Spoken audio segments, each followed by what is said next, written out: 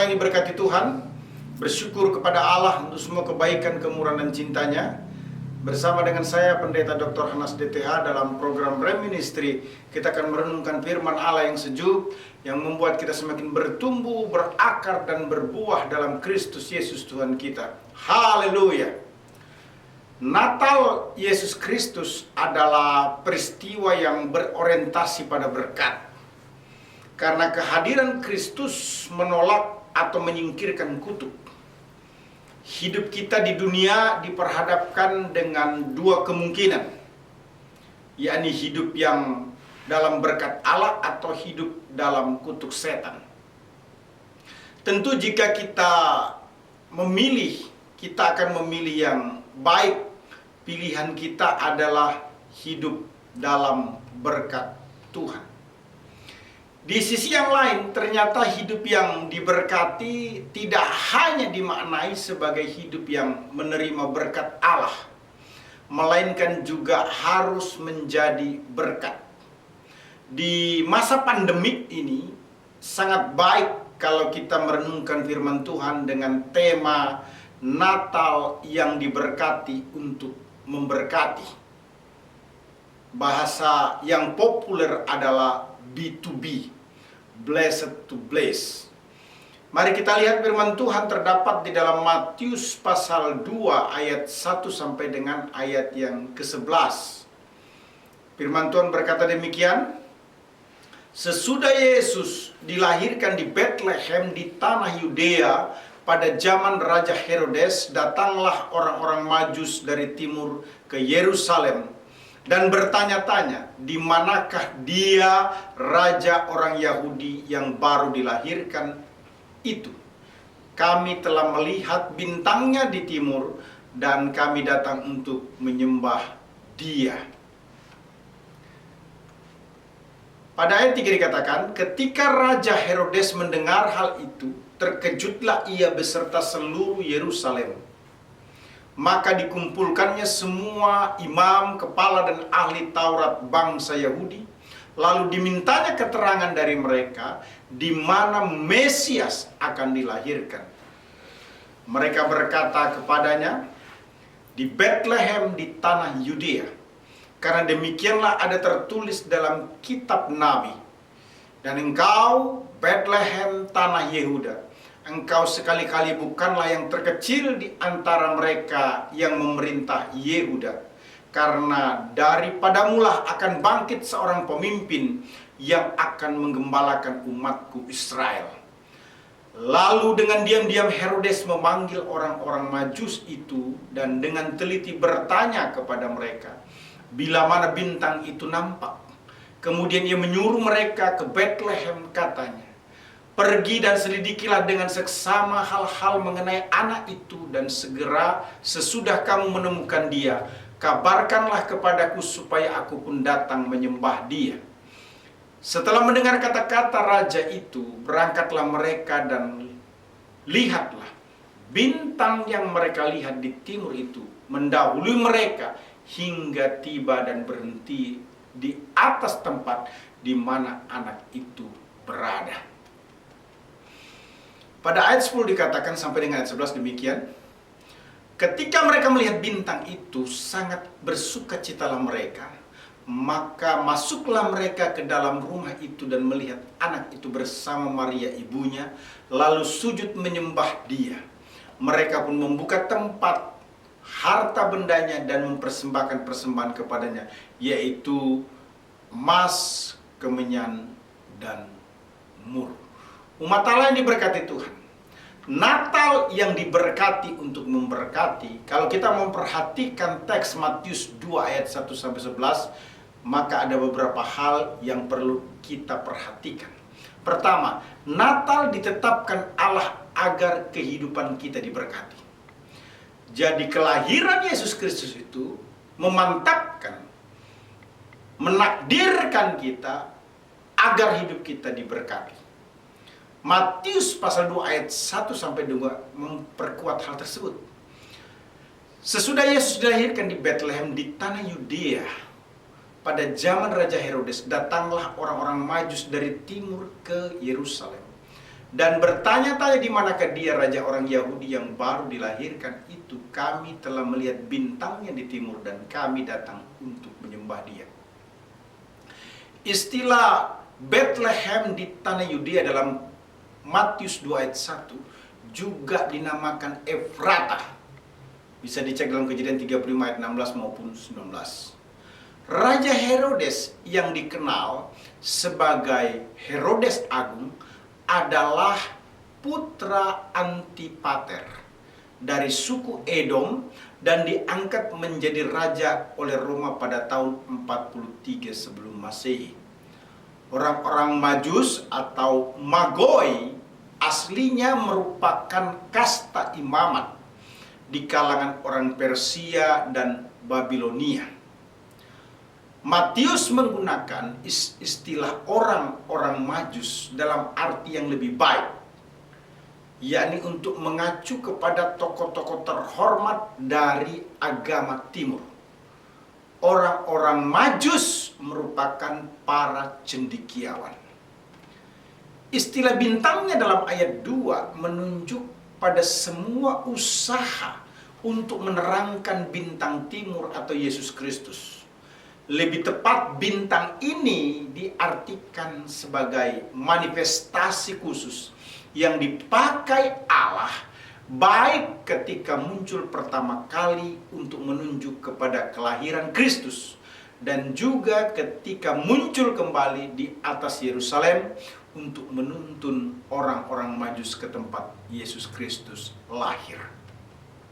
Ingat, umat Allah yang diberkati Tuhan, sekalipun Yesus Kristus masih bayi, Herodes menjadi terusik, satu petanda dini mengenai pekerjaan iblis yang akan mengusik atau melawan tugas Kristus sebagai Savior, sebagai penyelamat.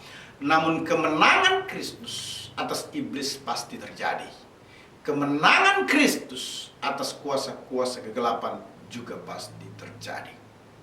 Kehadiran Kristus atau Natal Yesus Kristus telah menjadikan orang-orang Majus dari kasta imamat ini, tokoh-tokoh terhormat dari agama Timur atau para cendekiawan ini diberkati. Itu sebabnya mereka datang menyembah Yesus Kristus. Orang-orang Majus yang diberkati ini menerima Kristus sebagai Tuhan, sebagai juru selamat dalam hati mereka. Hati mereka terbuka untuk Kristus. Kita ditetapkan, kita ditentukan Allah untuk diberkati. Galatia 3 ayat 9 berkata, jadi mereka yang hidup dari iman, merekalah yang diberkati bersama-sama dengan Abraham yang beriman itu. Kita ditetapkan, ditentukan Allah untuk diberkati karena kita hidup dalam iman kepada Yesus Kristus. Kekuatan hidup dalam iman ini menjadikan kita menerima upah atau yang disebut diberkati. Itu sebabnya Ibrani 11 ayat 6 memberikan penguatan. Tetapi tanpa iman tidak mungkin orang berkenan kepada Allah.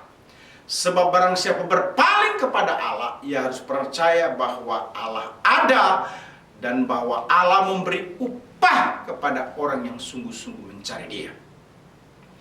Natal Yesus Kristus harus mengingatkan kita kembali bahwa Kristus dengan segala berkat-Nya adalah untuk kita umat-Nya. Artinya, Natal Yesus Kristus ditetapkan Allah agar kehidupan kita diberkati.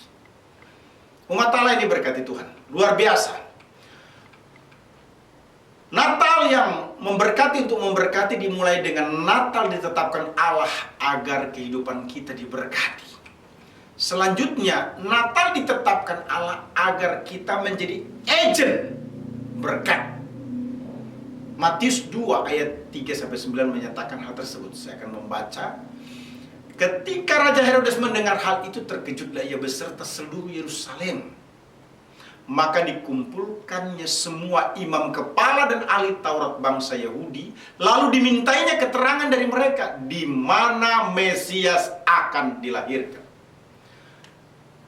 Mereka berkata kepadanya, di Bethlehem di tanah Yudea, karena demikianlah ada tertulis dalam kitab Nabi. Dan engkau Bethlehem tanah Yehuda, engkau sekali-kali bukanlah yang terkecil di antara mereka yang memerintah Yehuda. Karena daripadamulah akan bangkit seorang pemimpin yang akan menggembalakan umatku Israel. Lalu dengan diam-diam Herodes memanggil orang-orang Majus itu, dan dengan teliti bertanya kepada mereka bila mana bintang itu nampak. Kemudian ia menyuruh mereka ke Bethlehem, katanya, pergi dan selidikilah dengan seksama hal-hal mengenai anak itu. Dan segera sesudah kamu menemukan dia, kabarkanlah kepadaku, supaya aku pun datang menyembah dia. Setelah mendengar kata-kata raja itu, berangkatlah mereka, dan lihatlah, bintang yang mereka lihat di timur itu mendahului mereka hingga tiba dan berhenti di atas tempat di mana anak itu berada. Raja Herodes terkejut karena kelahiran Yesus Kristus, sehingga imam kepala dan ahli Taurat bangsa Yahudi dimintai keterangan terkait di mana Yesus dilahirkan. Umat Allah yang diberkati Tuhan, imam-imam kepala merupakan para pelayan bait Allah yang bertanggung jawab atas penyembahan. Para ahli Taurat adalah orang-orang yang menyalin nats Alkitab pada zaman pasca pembuangan. Mereka dilatih untuk mengajarkan dan menerapkan hukum perjanjian lama dan dianggap ahli dalam soal Taurat. Kedua golongan yang saya katakan tadi membentuk Sanhedrin atau badan legislatif Yahudi dan mahkamah agama. Badan ini yang terdiri atas 70 maksud saya, sampai dengan 71 orang bertugas mengawasi urusan kewargaan dan keagamaan orang Yahudi. Mereka diberikan kewenangan cukup banyak di bawah pemerintahan Romawi. Itu sebabnya Raja Herodes meminta keterangan kepada mereka perihal kelahiran Yesus Kristus, baik menyangkut tempat lahir maupun waktu lahir. Herodes memanggil orang-orang Majus untuk mengetahui keberadaan atau tempat Yesus Kristus dengan kedok atau minat yang tulus, dan meminta keterangan yang cermat mengenai penampilan pertama bintang itu, yaitu bintang yang menjadi petunjuk bagi kelahiran di mana Kristus ada pada waktu itu. Tapi perhatikan baik-baik bahwa apa yang Herodes lakukan itu bukan sesuatu yang tulus, hanya merupakan kedok, bukan minat yang tulus. Istilah bintang yang mereka lihat di timur pada ayat 9 muncul sebagai penuntun bagi orang-orang Majus dari Yerusalem ke Bethlehem. Bintang tersebut berhenti di atas tempat di mana Yesus Kristus dilahirkan atau berada. Orang-orang Majus telah menjadi agen atau wakil atau pengantara atau penyebab atau penyalur berkat bagi Herodes sebenarnya. Sebab Herodes telah mendapatkan keterangan tentang Mesias Yesus Kristus dari orang-orang Majus. Hati Herodes begitu licik, sebab usaha untuk mengetahui keberadaan Yesus Kristus tujuan sebenarnya bukan untuk disembah, melainkan untuk dibunuh. Jadi tujuan Raja Herodes sesungguhnya adalah memperoleh bantuan untuk mengetahui kelahiran Yesus, sehingga ia dapat lebih gampang menemukan atau memusnahkan Yesus. Kita ditentukan untuk menjadi agen berkat. Kisah Rasul 3 ayat 25 berkata, kamulah yang mewarisi nubuat-nubuat itu dan mendapat bagian dalam perjanjian yang telah diadakan Allah dengan nenek moyang kita ketika ia berfirman kepada Abraham, oleh keturunanmu semua bangsa di muka bumi akan diberkati. Kita ditentukan untuk menjadi agen berkat. Karena janjinya kepada nenek moyang kita, yaitu Abraham yang beriman kepada Mesias. Kita ditentukan untuk menjadi agen berkat, merupakan takdir yang tidak bisa dihindari. Matius 5 ayat 13 berkata, kamu adalah garam dunia. Jika garam itu menjadi tawar, dengan apakah ia diasinkan? Tidak ada lagi gunanya selain dibuang dan diinjak orang. Jadi jelaslah bahwa Natal Yesus Kristus ditetapkan Allah agar kita menjadi agen berkat. Bagian yang terakhir, Natal ditetapkan Allah agar kita bersikap memberkati. Sebab Matius 2 ayat 10 sampai 11 menyatakan hal tersebut.